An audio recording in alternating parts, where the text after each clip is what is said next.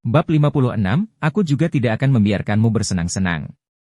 Keduanya dengan cepat memasuki The Forgotten Valley. Zhao Hai tidak menyingkirkan Xenomorph, dan itu tidak perlu. Jika dia seorang penyihir hitam, tidak akan berlebihan jika membawa mereka bersamanya, terutama di alam pembohong. Tidak ada yang peduli. Namun, saat memasuki kota, penyihir hitam biasanya akan menyingkirkan panggilan monster atau undead mereka. Kedua sisi lembah tidak terlalu curam, melainkan dua lereng landai dengan beberapa semak dan ilalang tumbuh di atasnya. Namun, dapat dilihat bahwa pepohonan di lembah jauh lebih kuat dibandingkan pepohonan di kastil. Setidaknya, mereka terlihat hidup, tidak seperti pepohonan di kastil, yang terlihat seperti sedang sakit parah. Tidak ada seorang pun di The Forgotten Valley, dan hanya kicauan serangga sesekali yang terdengar. Jelas sekali sangat harmonis dan natural. Melihat bukit di kedua sisi, Glynn menoleh ke Zhao Hai dan berkata, "Tuan muda, begitu kita sampai di gunung, cari tempat dan masuklah ke ruanganmu. Saya akan pergi ke benteng Montenegro untuk membeli beberapa pakaian. Saat aku kembali, kita akan pergi ke benteng Black Mountain bersama." Zhao Hai mengangguk dan mengarahkan alien itu untuk mendaki gunung. Alien itu kini hanya berupa kerangka, namun cakarnya masih sangat tajam, sehingga tidak memerlukan banyak tenaga untuk mendaki gunung. Meskipun mereka masih berada di Iron Mountain, pepohonan di sini jauh lebih kuat daripada pepohonan di kastil. Ada pohon-pohon lebat di mana-mana, dan Zhao Hai tidak dapat menyebutkan nama mereka. Dia tidak bisa membedakan antara pepohonan di sini dan pepohonan di bumi. Ketika dia di bumi, dia hanya tahu sedikit tentang pohon-pohon ini. Selain spesies umum seperti poplar, willow, elm, dan pinus, dia tidak tahu banyak tentang pohon lainnya. Hijau duduk di samping Zhao Hai dan pemandangan pepohonan. "Tuan muda, hutan di sini masih sangat berbahaya. Tidak hanya binatang ajaib yang datang dan pergi dari waktu ke waktu, tetapi ada juga beberapa tumbuhan yang sangat beracun. Jadi, kamu harus berhati-hati." Zhao Hai mengangguk. Meskipun dia belum pernah memasuki hutan primitif seperti sebelumnya, hutan itu sangat terkenal di internet. Kebanyakan penulis novel akan menganggap tempat ini sebagai tempat yang sangat berbahaya. Bahkan novel realistis pun menggambarkan hutan sebagai tempat yang berbahaya. Terlebih lagi, ada binatang ajaib di dunia ini, jadi dia lebih berhati-hati. Vegetasi di gunung ini sangat utuh, dan terdapat berbagai jenis hutan di mana-mana. Begitu mereka memasuki hutan, cahayanya tiba-tiba meredup, membuat orang merasa kedinginan. Mereka berdua berjalan ke dalam hutan beberapa saat sebelum menemukan tempat tersembunyi. Keduanya lari dari Xenomorph dan Zhao Hai menyimpannya di ruang asalnya. Setelah itu, Zhao Hai dan Glynn juga memasuki ruang asal. Di subruang, jagung di tanah masih sangat kuat, minyak padi masih sehat, dan para budak masih belajar menulis. Merlin tidak ada hubungannya sekarang. Selain mengajari para budak menulis, dia hanya bisa menyiapkan makanan 3 kali sehari. Namun, semuanya tidak sepenuhnya baik-baik saja. Kali ini, Zhao Hai menaruh batu-batu yang telah ditambang An dan yang lainnya ke dalam sela-selanya. Dia meminta An dan yang lainnya menggunakannya untuk membuat batu gerinda ketika mereka punya waktu luang. Kali ini, Zhao Hai menyimpan banyak rumput di ruangnya yang tak terbatas. Dia ingin memberikan sesuatu kepada para budak untuk dilakukan. Tidak mungkin orang hanya belajar tanpa melakukan aktivitas apapun. Itu sebabnya kamu ingin mereka melakukan hal ini. Ternyata efeknya sangat bagus. Tugas-tugas ini sama sekali tidak menjadi masalah bagi para budak. Mereka dapat digunakan untuk menyeimbangkan pekerjaan dan istirahat. Ketika Merlin dan yang lainnya melihat mereka berdua masuk pada saat yang sama, mereka tercengang. Beberapa hari ini, Grim dan Zhao Hai tidak akan memasuki subruang kecuali ada sesuatu yang penting. Jika mereka ingin bertemu keduanya, mereka harus meninggalkan subruang. "Tuan muda, Grim, mengapa kamu ada di sini?" Merlin dengan cepat menyapa mereka. "Apa terjadi sesuatu?"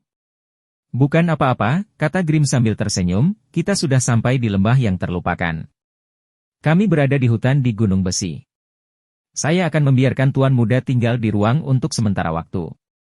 Saya akan pergi ke benteng Montenegro untuk mengambil 2 set pakaian sebelum pergi keluar." Tentu saja, Merlin mengerti maksud Grim. Dia mengangguk dan berkata, "Oke, kalau begitu cepat pergi. Kami akan menunggumu di sini. Ngomong-ngomong, ingatlah tempat ini. Jangan tidak dapat menemukan rumah Anda ketika saatnya tiba. Merlin sedang dalam suasana hati yang baik beberapa hari ini. Bagaimanapun juga, keluarga Buddha akan memiliki penghasilan. Ini adalah pertama kalinya mereka mendapat penghasilan sejak bencana keluarga Buddha. Meski mereka belum mendapatkan uangnya, hal ini mewakili harapan. Zhao Hai berubah menjadi hijau dan berkata, "Kakek hijau, kamu juga harus berhati-hati. Kami tidak dapat mengungkapkan identitas kami saat ini. Kalau tidak, saya khawatir kita semua akan mendapat masalah. Tidak apa-apa jika kita tidak bisa menjual lobaknya. Kita bisa menunggu beberapa saat lagi. Kita bisa menjualnya setelah angin berlalu. Keamanan Anda adalah yang paling penting." Senyuman hangat muncul di wajah Green saat dia menepuk bahu Zhao Hai. "Jangan khawatir, Tuan Muda. Saya tidak tega mati sebelum saya melihat kebangkitan keluarga Buddha." Dia tertawa terbahak-bahak. Di masa lalu, Green tidak akan pernah melakukan hal seperti itu pada Zhao Hai. Ini karena dia tidak terlalu dekat dengan Adam, dan Adam sangat membenci Green. Bagaimana mereka berdua bisa bersikap begitu intim? Namun, tubuh Adam berisi jiwa Zhao Hai. Zhao Hai adalah seorang otaku dan yatim piatu, tapi dia lahir di Tiongkok. Tiongkok sangat memperhatikan kesalehan anak. Meskipun Hijau dan Merlin adalah pelayannya, mereka telah merawatnya dengan baik sejak dia bangun. Hal ini membuat Zhao Hai merasakan rasa hormat yang tidak wajar terhadap mereka berdua sebagai orang tua. Perubahan Zhao Hai dengan cepat diperhatikan oleh Merlin dan Green. Keduanya memiliki anak, sehingga mereka sangat peka terhadap perubahan emosi tersebut. Justru karena perubahan inilah warna hijau membuat tindakan seperti itu pada Zhao Hai. Kalau tidak, dengan kepribadian Green yang kuno, dia tidak akan melakukan itu. Zhao Hai tidak merasa jijik pada tepukan di bahunya. Dia hanya merasakan cinta dan perhatian seorang penatua terhadap juniornya. Namun, dia tidak mengatakan apapun. Dia adalah orang yang sangat pendiam dalam hal perasaan. Dia tidak akan mengungkapkan perasaannya terlalu banyak, jadi dia hanya mengangguk pada Green dan berkata, "Baiklah kalau begitu, kakek hijau, aku akan mengirimmu keluar sekarang." Green memerintahkan beberapa penelitian dan studi, dan dengan pemikiran dari Zhao Hai, warna hijau keluar dari luar angkasa. Green memperhatikan lingkungan sekitar dan meninggalkan beberapa tanda di beberapa sudut yang tidak diperhatikan oleh siapapun. Kemudian dia terbang menuju benteng Montenegro. Grimm adalah pria yang berpengalaman. Dia sangat jelas tentang gaya para petualang itu, jadi dia tidak memiliki keraguan apapun. Ngomong-ngomong, yang memperhatikan keluarga Buddha sekarang semuanya adalah bangsawan besar, dan bangsawan besar itu tidak akan mengerahkan seluruh energinya pada mereka. Bagaimanapun, keluarga Buddha tidak lagi menjadi ancaman bagi keluarga besar itu, dan orang-orang itu tidak ingin memprovokasi dua tokoh berkuasa, Grimm dan Merlin. Sedangkan bagi para petualang biasa, mereka tidak akan memperhatikan keluarga Buddha. Tidak ada yang mengeluarkan misi untuk menangani keluarga Buddha, dan keluarga Buddha tidak memiliki kemampuan untuk mempekerjakan mereka. Para petualang itu tidak punya waktu untuk peduli pada bangsawan yang jatuh. Ancaman nyata bagi keluarga Buddha saat ini tak lain adalah keluarga Versailles. Dulu, keluarga Versailles dan keluarga Buddha memiliki hubungan yang sangat baik. Kedua keluarga bahkan bersiap untuk menikah satu sama lain. Namun, sejak jatuhnya keluarga Buddha, keluarga Versailles tidak lagi menyinggung soal pernikahan. Sebaliknya, mereka tak tega melihat keluarga Buddha terjatuh. Hampir tidak ada cinta dalam pernikahan seorang bangsawan, yang ada hanyalah keuntungan. Dulu, keluarga Versailles dan keluarga Buddha menjalin ikatan pernikahan karena melihat manfaat yang bisa diberikan oleh keluarga Buddha. Tapi sekarang setelah keluarga Buddha jatuh, keluarga Versailles tidak lagi berharga bagi mereka. Dalam keadaan seperti itu, bagaimana mereka masih bisa menghormati perjanjian pernikahan? Keluarga Versailles tidak mau menghormati perjanjian pernikahan, namun mereka memiliki masalah yang sama dengan bangsawan lainnya, yaitu ingin menyelamatkan muka. Keluarga Buddha berada dalam situasi yang mengerikan, dan justru karena itulah mereka menjadi lemah. Jika keluarga Versailles membatalkan pertunangan dengan keluarga Buddha, reputasi mereka akan ternoda di kalangan bangsawan. Keluarga Versailles tidak akan melakukan hal bodoh seperti itu. Oleh karena itu, mereka hanya punya dua cara untuk memutuskan pertunangan. Salah satunya adalah keluarga Buddha yang berinisiatif memutuskan pertunangan. Meskipun semua orang tahu bahwa meskipun keluarga Buddha mengambil inisiatif untuk melakukannya, itu karena mereka dipaksa oleh keluarga Versailles. Namun, setidaknya dengan cara ini, mereka masih bisa menunjukkan wajah yang baik. Cara lainnya yang lebih sederhana lagi adalah dengan memusnahkan keluarga Buddha. Dengan meninggalnya Adam Buddha, tentu saja keluarga Versailles tidak perlu lagi memenuhi perjanjian pernikahan. Faktanya, Grimm sempat berpikir untuk memutuskan pertunangan dengan keluarga Versailles. Namun, Zhao Hai belum bangun pada saat itu, jadi dia tidak bisa mengambil keputusan sendiri. Di sisi lain, Grimm juga marah pada keluarga Versailles. Saat keluarga Buddha sangat membutuhkan bantuan, keluarga Versailles memilih diam dan menonton.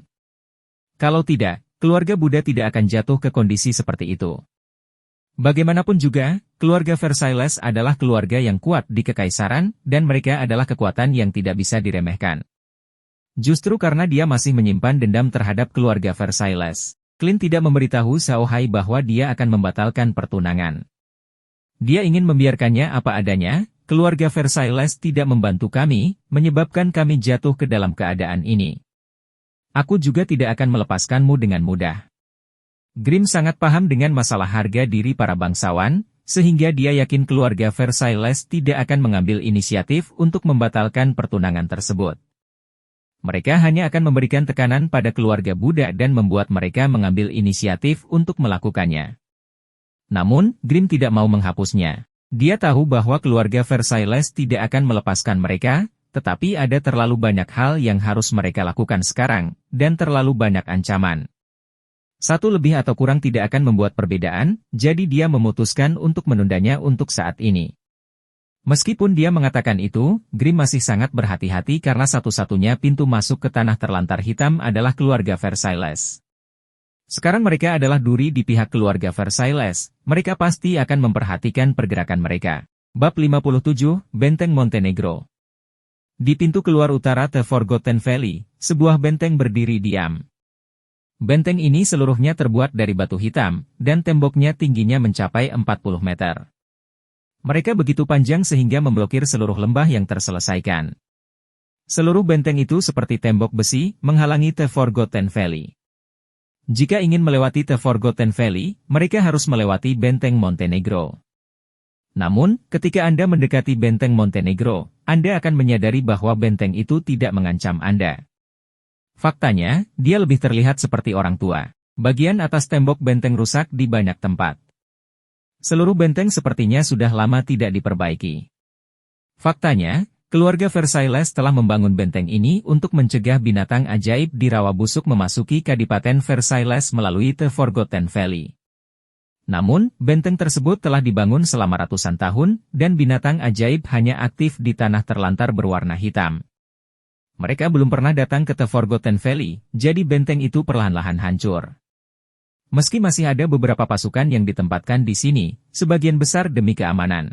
Meski tidak ada pasukan yang ditempatkan di sini, tidak ada yang berani meremehkan kekuatan tempur benteng Black Mountain, karena ada banyak petualang dan tentara yang membayar di sini.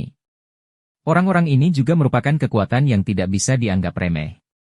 Namun di saat yang sama, keberadaan orang-orang tersebut juga membuat keamanan benteng Montenegro menjadi sangat kacau.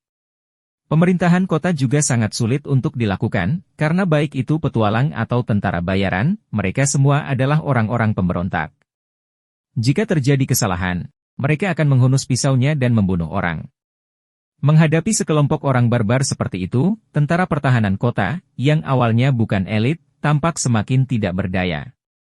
Oleh karena itu, Benteng Montenegro menjadi tentara pertahanan kota, sebuah tempat yang dikelola bersama oleh beberapa kelompok tentara bayaran besar dan pedagang. Kelompok tentara bayaran dan pedagang besar ini memiliki wilayah mereka sendiri, dan mereka tidak menyerang wilayah satu sama lain.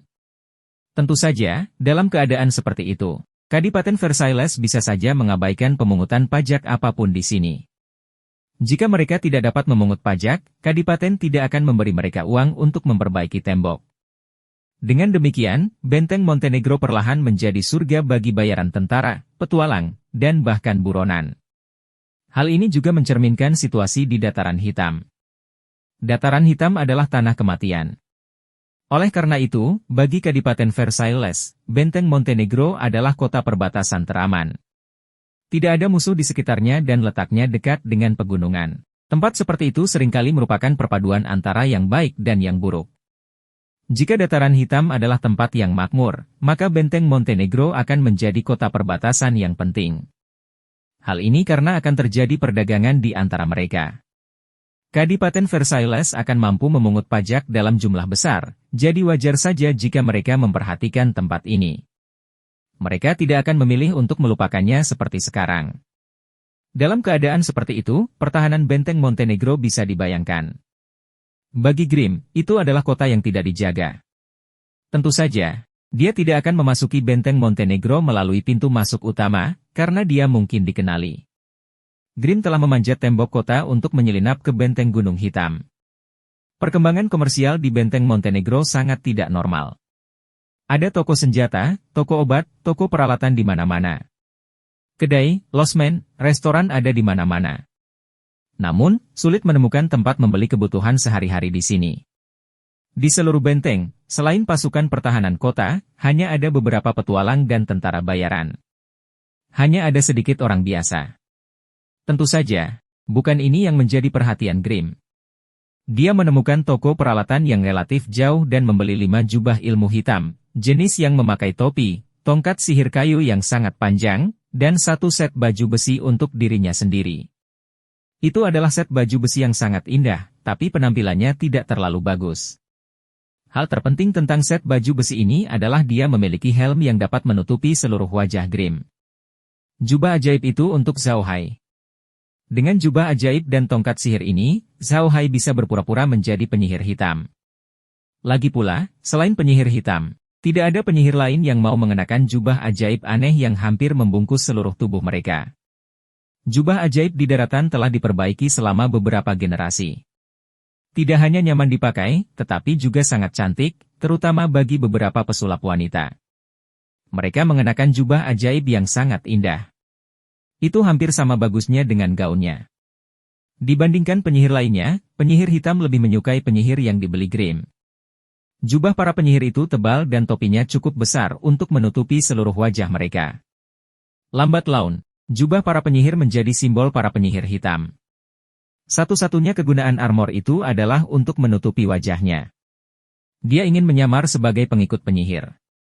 Di benua itu, penyihir adalah sekelompok orang dengan status tinggi, dan mereka tidak kekurangan uang dalam keadaan normal. Jadi, meskipun para penyihir tidak takut dengan pertarungan jarak dekat, mereka tetap akan membawa beberapa pengikut. Pengikut ini bisa membantu para penyihir dalam pertempuran. Dia mungkin bekerja untuk penyihir. Jadi di daratan, jika kamu melihat seorang mage dengan sekelompok warrior berpakaian seperti kaleng besi, kamu tidak perlu terkejut sama sekali. Para prajurit itu adalah pengikut penyihir. Kali ini, Grimm akan menyamar sebagai prajurit yang mengikuti si penyihir. Ini adalah satu-satunya cara dia bisa mengikuti Zhao Hai tanpa dicurigai. Setelah membeli barang-barang tersebut, Grimm juga membeli beberapa barang untuk tentara bayaran, termasuk ransel tentara bayaran. Ransel tentara bayaran adalah perlengkapan standar untuk setiap tentara bayaran dan petualang. Karena tentara bayaran dan petualang ini menghabiskan sebagian besar waktunya di alam liar, mereka akan mempersiapkan beberapa hal yang sesuai untuk diri mereka sendiri sesuai dengan misi yang berbeda. Selain itu, mereka juga membutuhkan makanan, kegunaan, atau jarahan. Semua ini memerlukan tempat untuk menyimpan, jadi ransel tentara bayaran ini muncul. Alasan utama Grimm membeli barang ini adalah untuk mencegah orang lain menemukan rahasia ruang Zhao Hai. Kali ini tujuan mereka bukanlah benteng Montenegro. Benteng Black Mountain hanyalah tempat yang mereka lewati. Tidak ada yang peduli dengan mereka di sini karena tidak ada yang peduli pada hal lain selain diri mereka sendiri. Terlebih lagi, keluarga Versailles tidak memiliki banyak kekuasaan di sini, jadi Grimm tidak khawatir. Namun, jika mereka pergi ke tempat lain, segalanya tidak akan semulus itu. Keluarga Versailles memiliki kendali yang baik atas wilayah mereka sendiri. Tentu saja, benteng Montenegro merupakan pengecualian. Grimm ingin membeli lebih banyak barang, tapi dia benar-benar tidak punya uang sekarang. Meskipun dia akan punya uang jika menjual lobak. Mereka belum menjual lobaknya. Jadi dia hanya bisa membeli beberapa kebutuhan dan meninggalkan benteng Montenegro. Namun, Grimm tidak mengenakan baju besi peraknya yang mengkilat. Sebaliknya, dia mengenakan kemeja katun petualang biasa, yang membuatnya terlihat tidak mencolok. Ada ratusan dan ribuan petualang masuk dan keluar benteng Montenegro setiap hari, jadi tidak ada yang memperhatikannya. Meskipun Grimm telah meninggalkan benteng Montenegro, dia masih mengamati sekelilingnya dengan cermat sebelum perlahan berjalan ke pegunungan. Sejujurnya, dia sekarang sedikit gugup. Grimm berjalan mengelilingi gunung beberapa kali. Setelah memastikan bahwa dia tidak diikuti, dia datang ke tempat dia membuat tanda. Sebelum dia bisa melakukan apapun, lubang luar angkasa muncul. Grimm memasuki ruang angkasa dalam sekejap, dan lubang ruang angkasa menghilang. Semuanya kembali damai. Zhao Hai telah mengamati situasi di luar ruang asalnya. Oleh karena itu, dia memperhatikan warna hijau saat dia muncul. Dia bisa melihat semuanya dalam jarak 100 meter. Melihat ransel besar di tangan Glynn, Zhao Hai tidak bisa menahan diri untuk tidak terkejut. Tampilan tas ransel ini terlalu mirip dengan tas gunung dari kehidupan sebelumnya di bumi. Selain bahannya yang berbeda, pengerjaannya yang kurang bagus, dan tidak adanya resleting, bagian lain dari tas ransel tersebut juga sangat mirip dengan tas gunung tersebut. Zhao Hai menunjuk ke tas besar itu dan berkata, "Kakek hijau, untuk apa kamu membeli ini? Kami tidak membutuhkannya sama sekali." Grimm tersenyum. "Tentu saja kita tidak membutuhkan ini. Namun dengan ini, kita bisa menyembunyikan keberadaan ruang. Lagi pula, di daratan, persiapan luar angkasa sangat jarang dilakukan." Zhao Hai segera memahami maksud Grimm. Dia mengangguk dan berkata, "Benar. Saya hampir lupa tentang itu." Glynn tersenyum dan menyerahkan tongkat sihir itu kepada Zhao Hai. "Penyihir ini hanya untuk pertunjukan. Meskipun yang kupilih bukan yang terburuk, namun yang paling ringan. Dengan cara ini, Tuan Muda tidak perlu berusaha keras untuk mengangkatnya. Ada jubah ajaib di tas ini. Tuan Muda, tolong ganti pakaian itu." Zhao Hai mengangguk dan mengambil tongkat sihir dan ranselnya. Dia tidak tahu jenis kayu apa yang terbuat dari tongkat sihir itu, tapi kayu itu sangat ringan. Zhao Hai merasa seperti sedang memegang tiang bambu, bukan sepotong kayu. Namun, Zhao Hai tidak mempelajari staf sihir. Sebaliknya, dia mengambil ranselnya dan memasuki gubuk jerami. Pakaian yang dikenakan Zhao Hai pada awalnya adalah pakaian mulia yang telah disiapkan Grimm dan yang lainnya untuknya. Pakaian bangsawan di sini sangat indah, tapi juga sangat merepotkan. Meskipun tubuh bagian bawah bukanlah celana ketat yang pernah dilihat Zhao Hai di bumi, celana itu juga sangat merepotkan. Pada akhirnya, Zhao Hai memutuskan untuk tidak mengenakan pakaian bangsawan lagi. Sekarang, dia punya banyak hal yang harus dilakukan setiap hari. Mengenakan pakaian seperti itu hanya akan mempengaruhi pergerakannya.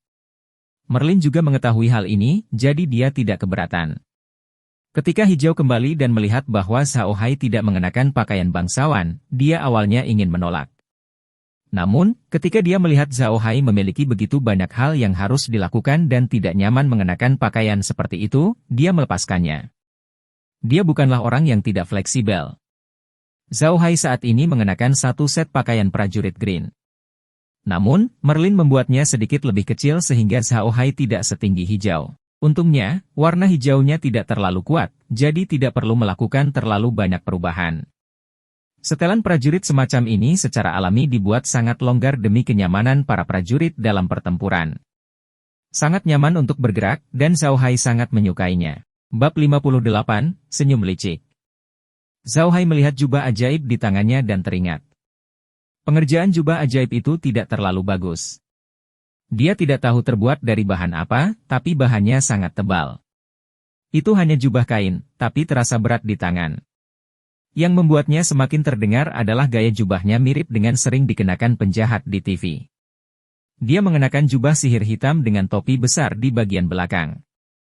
Yang terpenting, ada kerudung hitam yang menutupi bagian depan topi. Saat topi dipakai, cadar hitamnya bisa menutupi seluruh wajah sehingga tidak bisa melihat penampakan orang yang memakainya.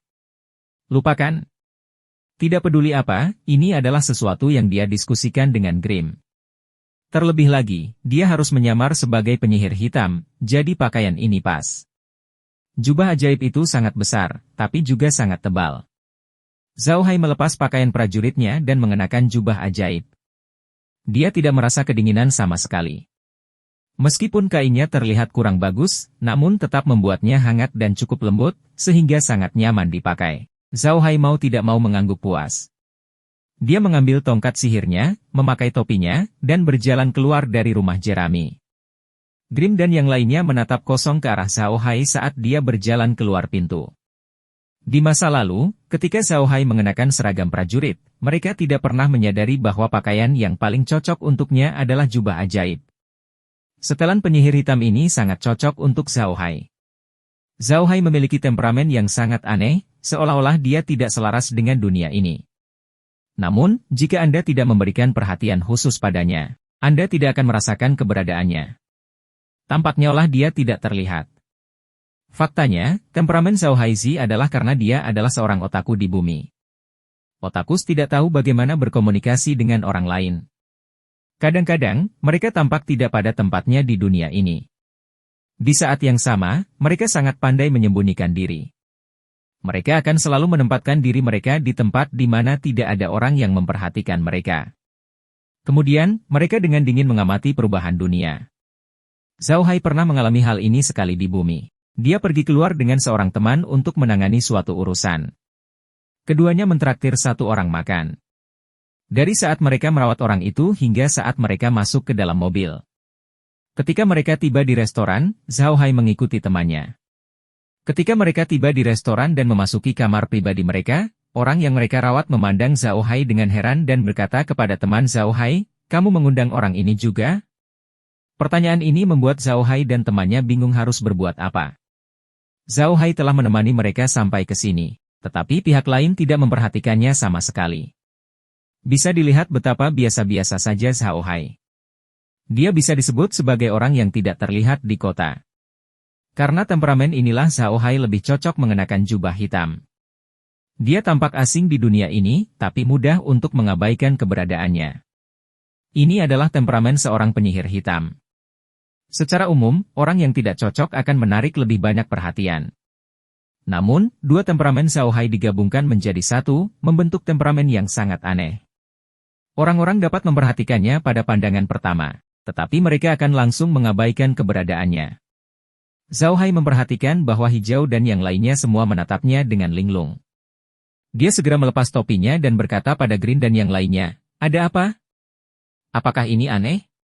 Saat Zhao Hai melepas topinya, Green dan yang lainnya kembali sadar. Ketika Zhao Hai melepas topinya, auranya tiba-tiba berubah. Aura aneh yang baru saja dia hilangkan, dan dia sekarang memiliki aura anak laki-laki di sebelahnya. Perubahan temperamen ini sangatlah misterius. Jika seseorang tidak melihatnya dengan mata kepala sendiri, tidak ada yang akan mempercayainya. Namun, Green dan yang lainnya sangat senang. Selama Zhao Hai mengenakan jubah ajaibnya, dia akan menjadi penyihir hitam. Selama dia melepas jubah ajaibnya, tidak ada yang akan mengasosiasikannya dengan penyihir hitam. Hal ini memudahkan Zhao Hai untuk menyembunyikan identitasnya. Selama dia mau, dia bisa berubah dari penyihir hitam menjadi orang lain kapan saja tanpa ada yang mencurigainya. Grim segera menggelengkan kepalanya dan berkata, "Tidak, sangat sedikit. Pakaian ini sangat cocok untuk Anda, Tuan Muda. Tuan Muda, saya pikir Anda harus membiarkan Meg mengikuti Anda dalam perjalanan ini. Dia bisa menjadi pembantumu. Jika aku harus keluar, dia juga bisa melindungimu. Terlebih lagi, tidak ada yang akan mencurigai seorang penyihir hitam dengan seorang pelayan di sisinya." Zhao Hai melirik ke arah Meg. Sejujurnya, meskipun dia sangat ingin wanita itu tetap berada di sisinya, dia merasa sedikit tidak nyaman saat memikirkan tentang pelukannya. Dia bahkan tidak berani menghadapinya. Melihat reaksi Zhao Hai, Green melanjutkan, "Awalnya, saya ingin membiarkan orang bodoh dan yang lainnya mengikuti Anda, tetapi orang bodoh dan yang lainnya masih terlalu lemah. Apalagi jika keduanya tampil bersama, masih akan menimbulkan kecurigaan masyarakat. Kedua anak konyol ini masih memiliki reputasi di benua ini." Zhao Hai tidak menyangka hal ini akan terjadi. Dia hendak memberitahu Green agar membiarkan kayu dan batu mengikutinya, tapi dia menyerah setelah mendengar kata-kata Green. "Tuan Muda, apakah kamu tidak ingin membenciku?" tiba-tiba Meg bertanya. Zhao Hai tertegun dan menoleh untuk melihat Meg. Dia menemukan bahwa dia sedang menatapnya dengan air mata berlinang. Dia tampak sangat menyedihkan sehingga dia tidak bisa mengatakan sesuatu yang kasar padanya. Zhao Hai dengan cepat berkata, "Tidak, bagaimana dengan itu?" "Baiklah, kamu bisa mengikutiku." Dia menoleh setelah mengatakan itu, tidak berani menatap Meg lagi. Dia tidak menyadari bahwa senyum licik muncul di wajahnya saat dia menoleh. Meg sudah menyadari bahwa Zhao Hai sepertinya sedikit takut padanya. Dalam keadaan normal, dia tidak akan sendirian bersamanya. Baru saja, dia hanya ingin melihat apakah Zhao Hai benar-benar peduli padanya, tapi ternyata Zhao Hai benar-benar peduli padanya. Tidak ada laki-laki yang bisa memahami pikiran seorang gadis. Meg hanya ingin tahu apakah Zhao Hai peduli padanya. Tapi ketika dia melihat penampilan Zhao Hai saat ini, dia tidak bisa tidak menganggapnya lucu. Dia ingin lebih menggoda Zhao Hai, tapi dia tidak berani bertindak gegabah dengan Hijau dan Merlin di sisinya. Grim memperhatikan ekspresinya dan memelototinya. Dia menjulurkan lidahnya, menundukkan kepalanya, dan berbalik. "Aku akan mengemasi barang-barangku." Setelah mengatakan itu, dia berlari kembali ke rumah kecilnya. Hijau tidak keberatan. Baik dia dan Merlin tahu bahwa Meg tertarik pada Zhao Hai. Jika sebelumnya, mereka tidak akan membiarkannya dekat dengan Zhao Hai, tapi sekarang, mereka tidak keberatan. Grim memandang Zhao Hai dan menoleh ke Merlin. "Merlin, kamu juga harus bersiap-siap. Jika saya keluar dan terjadi sesuatu, biarkan Tuan Muda pergi keluar angkasa." "Tuan Muda, sebaiknya Anda memberikan penggunaan layar itu kepada Merlin. Dengan cara ini, meskipun kita sedang beristirahat, Merlin dan yang lainnya dapat mengawasi kita, dan tidak akan terjadi apa-apa. Jika aku keluar dan Meg tidak ada di sisimu, kamu juga bisa meminta Merlin dan yang lainnya untuk keluar dan membantumu kapan saja." Meskipun Zhao Hai merasa itu tidak perlu, dia tetap setuju. Namun, dia tetap merasa tidak nyaman. Jika dia memberikan layar itu kepada Merlin dan yang lainnya, dia harus berada di bawah pengawasan mereka 24 jam sehari. Itu bukanlah kehidupan yang baik. Namun, Zhao Hai tetap melakukan apa yang diperintahkan. Dia tidak ingin dibunuh oleh orang lain. Dia tidak tahu apa-apa tentang situasi di luar gurun tanah hitam, jadi lebih baik aman. Meskipun dia telah memperoleh semua ingatan Adam, Adam tidak pernah meninggalkan ibu kota kerajaan Arkas sejak dia lahir hingga dia jatuh pingsan. Jadi, Zhao Hai tidak tahu apa-apa tentang dunia luar. Jadi dia tidak punya pilihan selain mengikuti instruksi Green.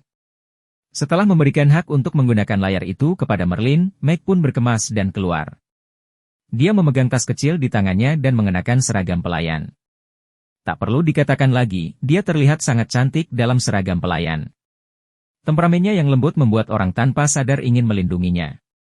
Zhao Hai melirik Meg, dan Huang dengan cepat memalingkan wajahnya. Dia berkata pada Merlin, "Nenek Merlin, aku serahkan tempat itu padamu. Jika Anda butuh sesuatu, cukup ketuk layarnya dan saya akan mendengarkan Anda."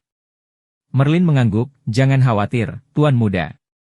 Anda juga harus berhati-hati." Zhao Hai mengangguk. Sambil berpikir, dia, Hijau, dan Meg muncul di hutan. Green melihat sekeliling dan menoleh ke Zhao Hai. "Tuan Muda, mari kita panggil alien itu keluar dan biarkan dia membawa kita ke benteng Montenegro." "Kakek Hijau, bukankah kita harus menjaga makhluk yang dipanggil jika kita ingin memasuki kota?" Zhao Hai bertanya dengan bingung. "Mengapa kami memanggil alien itu?" Grim tersenyum dan berkata, "Di kota lain, kamu harus menyingkirkan makhluk yang dipanggil. Jika tidak, orang akan mengira Anda sedang menyerang kota, tetapi Anda tidak perlu melakukannya di sini, di benteng Montenegro. Tempat ini penuh dengan orang, jadi tidak ada yang akan menyerang kita. Jika kita mengendarai alien ke sana, tidak akan ada yang peduli. Ini juga akan mengurangi banyak masalah. Jika tidak, penjaga kota dan kelompok tentara bayaran mungkin akan datang untuk memungut pajak dari kami. Selama kita mengendarai alien ke sana, tidak ada yang berani melakukan apapun." Zhao Hai bingung. Apakah itu berarti jubah sihir hitamku tidak berfungsi? Orang-orang itu masih berani datang dan berurusan denganku? Grim tersenyum dan berkata, "Tempat ini berbeda dari kota lain. Di kota lain, penyihir adalah penyihir, dan hampir tidak ada yang berpura-pura menjadi penyihir. Tapi bukan di sini. Banyak sekali petualang yang berpura-pura menjadi Black Mage karena Black Mage adalah yang paling sulit dihadapi di benua tersebut, sehingga seringkali orang berpura-pura menjadi Black Mage kepada Rob. Beberapa petualang mendapatkan barang bagus dan berpura-pura menjadi penyihir hitam untuk memindahkan barang tersebut. Setelah sekian lama, penyihir hitam tidak lagi begitu menakutkan di sini. Jika kita tidak melepaskan alien tersebut, mereka mungkin tidak mengira kita adalah penyihir hitam yang sebenarnya. Bab 59, Pertemuan pertama dengan seorang petualang. Zhao Hai tidak menyangka hal seperti itu akan terjadi. Sebenarnya ada seseorang di dunia ini yang berani berpura-pura menjadi penyihir hitam. Kita harus tahu bahwa mereka adalah penyihir hitam. Penyihir hitam adalah sekelompok orang yang tidak ingin disinggung oleh siapapun di dunia. Dia tidak menyangka ada seseorang yang berani menyamar sebagai penyihir hitam di benteng Montenegro.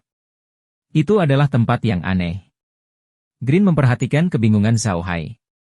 Dia tersenyum dan berkata, tidak ada yang aneh dengan hal itu. Ini adalah surga bagi tentara bayaran dan petualang. Tidak ada yang tidak berani dilakukan oleh orang-orang berani itu. Baiklah, aku akan mendengarkanmu. Ayo pergi. Zhao Hai mengangguk. Setelah mengatakan itu, dia membiarkan Grim dan Merlin duduk di Xenomorph.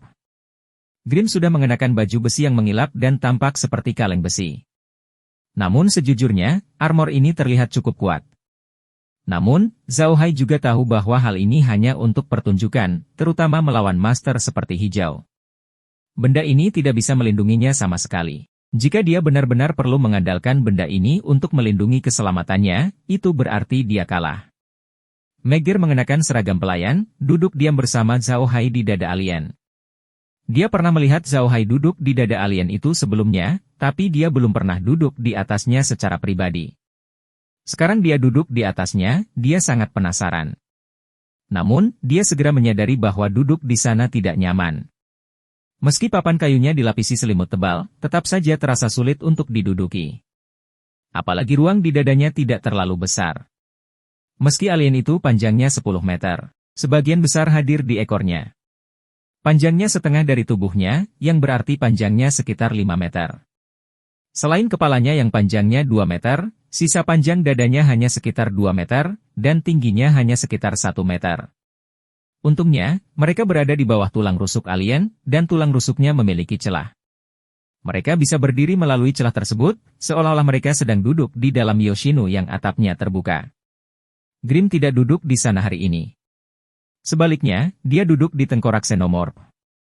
Luas permukaan tengkorak Xenomorph tidaklah kecil. Tidak masalah bagi Grim untuk duduk atau berdiri di atasnya. Dengan keahliannya, dia akan baik-baik saja meskipun dia tidur di atasnya. Xenomorph tidak keberatan ditunggangi. Meskipun ia telah menjadi makhluk panggilan Zhao Hai, bukan berarti ia memiliki emosi. Ia baru saja melupakan keinginan akan daging dan darah di tulangnya, atau mungkin alam telah membuatnya lupa.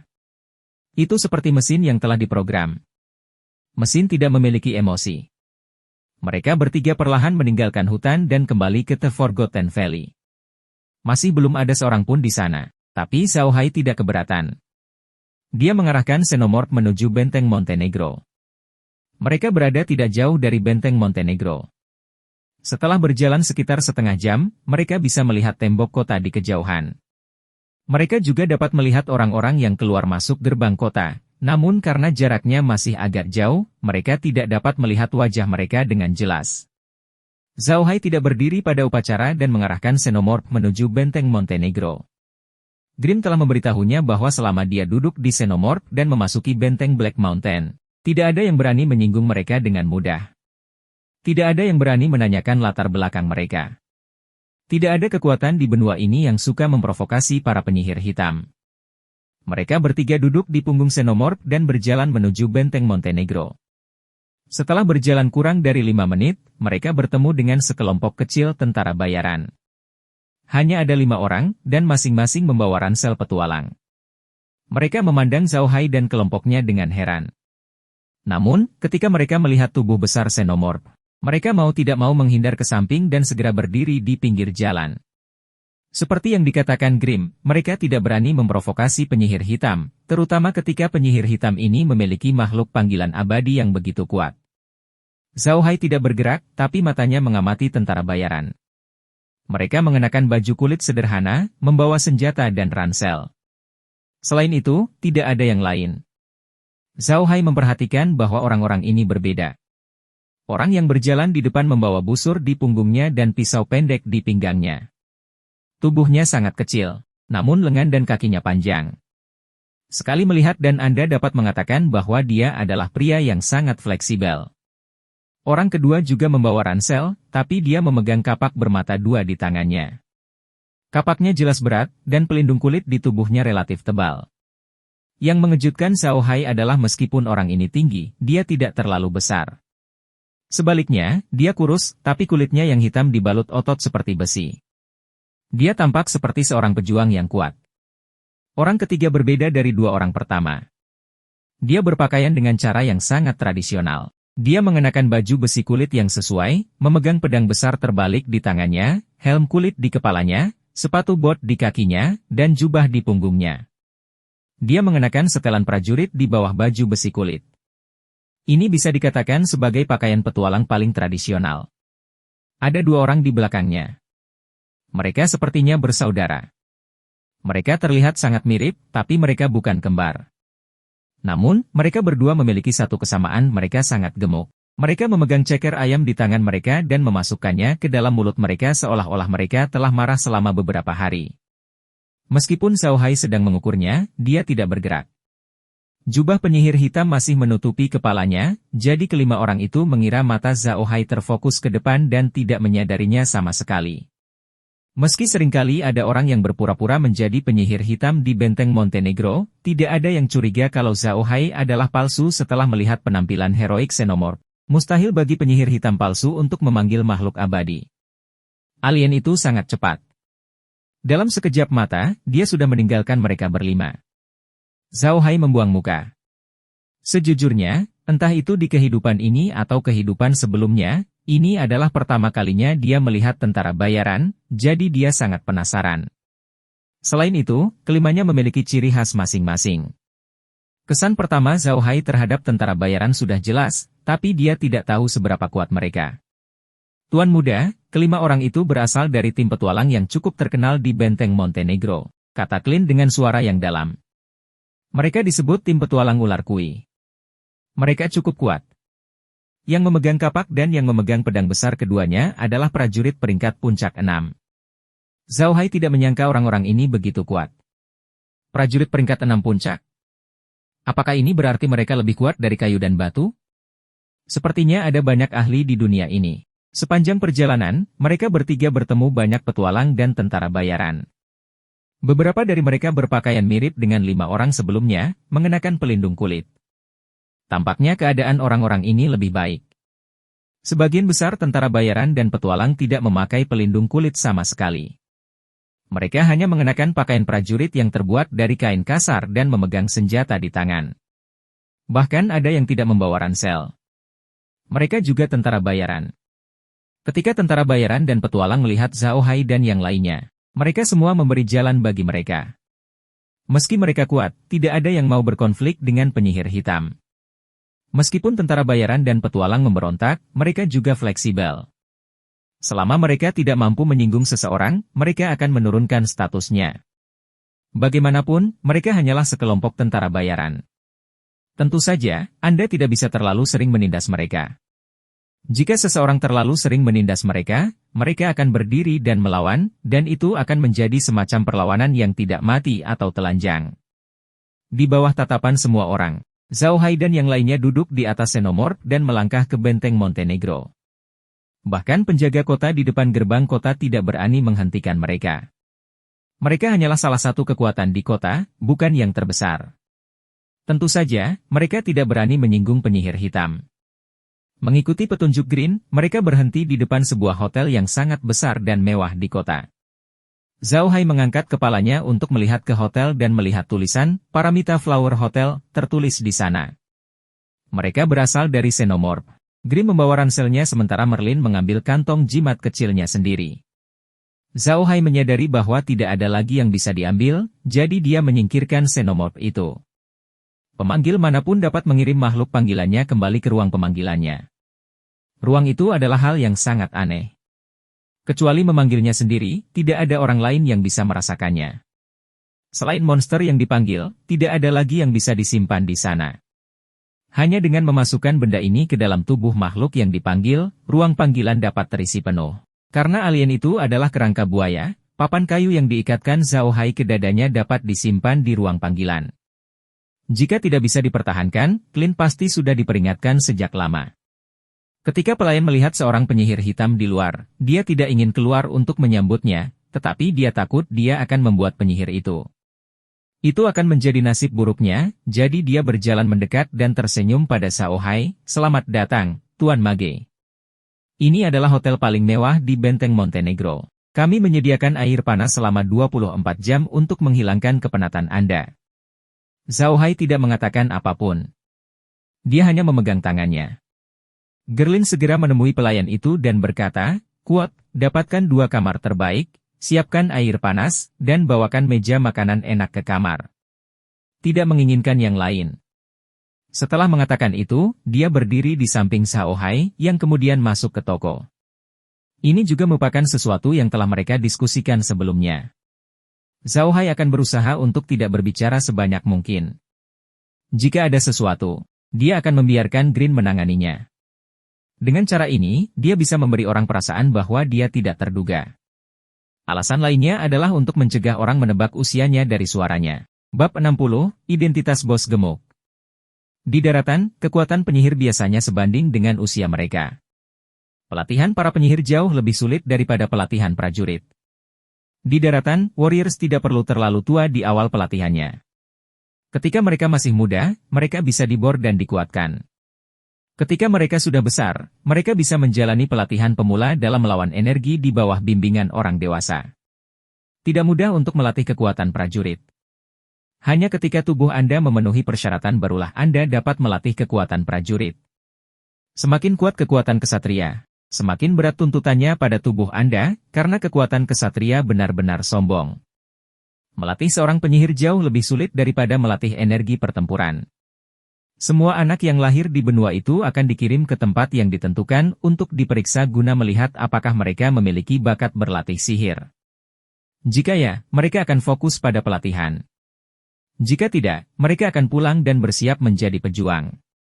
Persyaratan usia untuk budidaya penyihir sangat ketat. Tidak seorang pun diizinkan berlatih sihir sebelum usia 12 tahun. Setelah penjelajahan selama bertahun-tahun, orang-orang di benua itu menemukan bahwa kekuatan mental seseorang hanya dapat dianggap stabil pada usia 12 tahun. Jika seseorang berlatih terlalu dini dan ragu-ragu untuk menstabilkan kekuatan mentalnya, kemungkinan besar hal itu akan menyebabkan kekuatan mentalnya melemah dan menjadi gila. Dalam hal ini, setidaknya seseorang akan menjadi idiot, dan dalam kasus terburuk, otaknya akan mati. Karena alasan inilah penyihir yang kuat umumnya tidak terlalu muda. Seseorang seperti Meg, yang bisa menjadi penyihir tingkat 6 di usia yang begitu muda, pasti bisa dianggap sebagai anomali di daratan. Dia adalah seorang jenius di antara para jenius. Tidak banyak orang di benua ini yang mengetahui tentang kekuatan Merlin. Merlin dan yang lainnya selalu merahasiakan masalah ini. Apalagi dulu, hanya sedikit orang di keluarga Buddha yang mengetahuinya. Mereka sangat jelas bahwa jika orang lain mengetahui bahwa Meg memiliki bandwidth yang kuat di usia yang begitu muda, hanya ada 2 cara. Salah satunya adalah mengendalikannya dan mengolahnya menjadi senjata pembunuh yang hebat, dan yang lainnya adalah membunuh. Tak satu pun dari kedua hasil ini yang ingin mereka lihat. Meskipun penyihir mulai berlatih lebih lambat dari warrior, penyihir biasanya hidup lebih lama dari warrior. Seorang prajurit, bahkan seorang prajurit kelas 8, paling banyak bisa hidup sampai usia 200 tahun. Seorang penyihir kelas 8 bisa hidup setidaknya sampai 250 tahun. Justru karena itulah penyihir tingkat tinggi sangat penting bagi suatu negara. Seorang penyihir tingkat tinggi dapat melindungi negara setidaknya selama 100 tahun. Itu juga karena orang-orang di benua Bahtera hidup lebih lama daripada orang-orang di tim bumi sehingga mereka masih hidup dalam masyarakat Buddha setelah hampir 10.000 tahun pembangunan. Penggunaan mesin ajaib juga sangat rendah. Di bumi, akan dianggap baik jika seorang raja dari negara feodal dapat memerintah suatu negara selama beberapa dekade. Hanya seorang kaisar dengan umur yang sangat panjang yang bisa melakukan itu. Namun, kerajaan biasa tidak akan memerintah suatu negara selama lebih dari 20 tahun. Namun, berbeda di benua Bahtera. Seorang raja dapat memerintah seorang raja selama sekitar 100 tahun.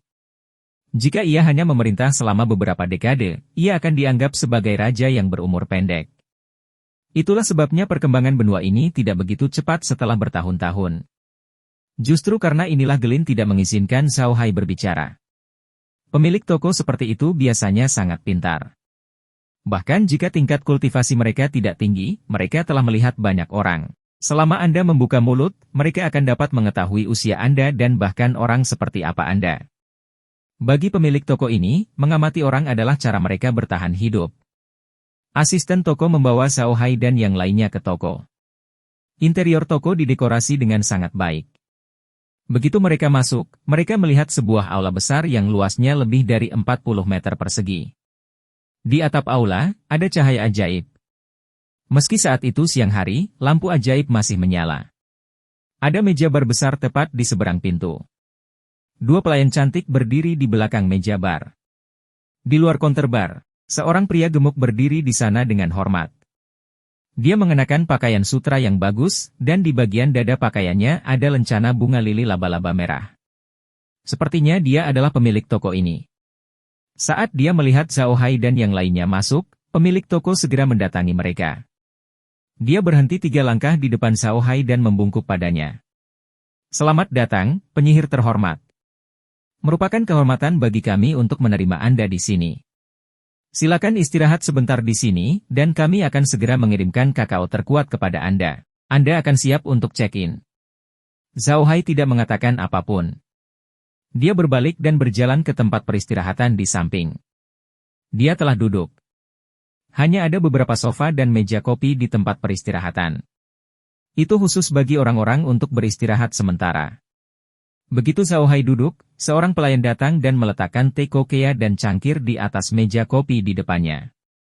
Ketika Meg hendak membantu Zhao Hai menuangkan kea, Zhao Hai melambaikan tangannya dengan lembut dan dia berdiri di sampingnya lagi. Saat ini, Zhao Hai benar-benar mengesankan. Dia mengenakan jubah sihir hitam, dan auranya tidak pada tempatnya, namun tetap polos dan biasa saja. Selain itu, dia tidak mengucapkan sepatah kata pun, dan gerakannya tidak besar. Dia hanya duduk di sana, seolah dia telah menghilang dari tempatnya. Jika bukan karena Green dan Meg yang berdiri di sampingnya, banyak orang akan mengabaikan keberadaannya. Pemilik toko, yang telah memperhatikan Zhao Hai, merasakan aura aneh di sekelilingnya. Matanya menyipit, tapi senyuman di wajahnya tidak berubah. Dia berjalan ke arah Zhao Hai dan membungkuk. Tuan Mage yang terhormat, kamar Anda telah diatur. Mereka berada di lantai 3. Silakan ikuti saya.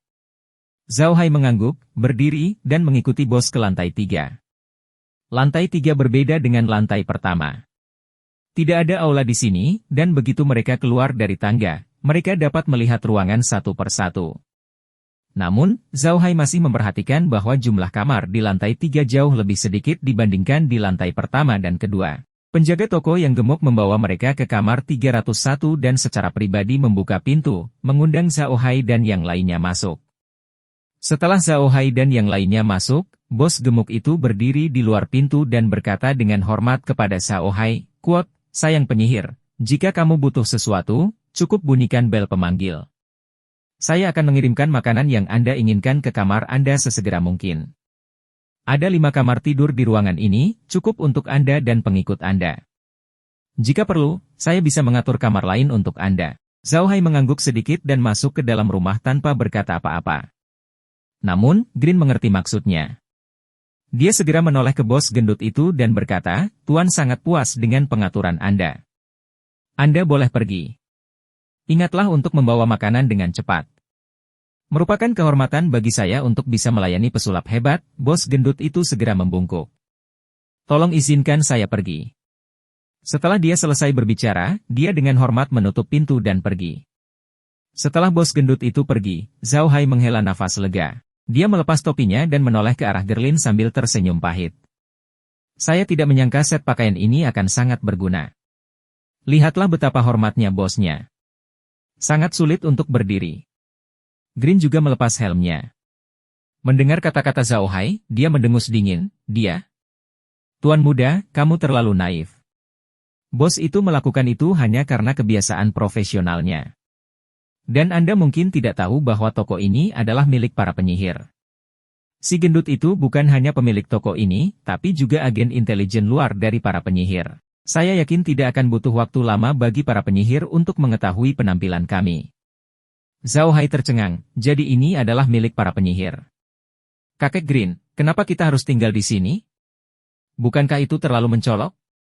Grim tersenyum dan berkata, benar, Tuan Muda. Terkadang, bersikap low profile bukanlah hal yang baik. Mereka hanya akan menganggap kami lebih curiga dan akan berusaha semaksimal mungkin untuk menyelidiki kami. Namun, karena kami sangat sombong sekarang, mereka tidak akan curiga bahwa kami memiliki hubungan apapun dengan keluarga Buddha. Mereka tidak akan mengharapkan kita untuk menjadi begitu berani. Mereka bahkan tidak akan mengira Tuan Muda bisa memanggil makhluk undead untuk berpura-pura menjadi summoner. NBSP, Zhao Hai tersenyum. Saya benar-benar tidak menyangka para marchider akan membuka toko di tempat seperti ini. Oh iya, Kakek Green, bagaimana kamu tahu kalau toko ini milik para marchiders? Grim tersenyum dan berkata, itu bukan rahasia. Terdapat simbol bunga lili laba-laba berwarna merah di bagian luar toko ini yang merupakan lambang keluarga Marginder. Dengan kekuatan keluarga marginal di benua itu, tidak ada seorang pun yang akan membuat masalah di toko seperti milik mereka. Kami tidak perlu khawatir tentang masalah-masalah itu ketika kami tinggal di sini. Tempat ini sangat dekat dengan Gunung Besi, dan terdapat banyak binatang ajaib di Gunung Besi. Jika mereka membuka tokonya di sini, terkadang mereka bisa mendapatkan banyak barang berguna dengan harga yang sangat murah, seperti pedagang besar seperti keluarga marginal. Bagaimana mereka bisa melepaskan tempat seperti itu? Zhao Hai mengangguk. Dia juga belajar dari berbagai catatan bahwa banyak benda di benua itu terbuat dari binatang ajaib. Karena tubuh mereka yang kuat dan atribut magis, mereka memiliki banyak benda yang biasa digunakan oleh para alkemis dan alkemis.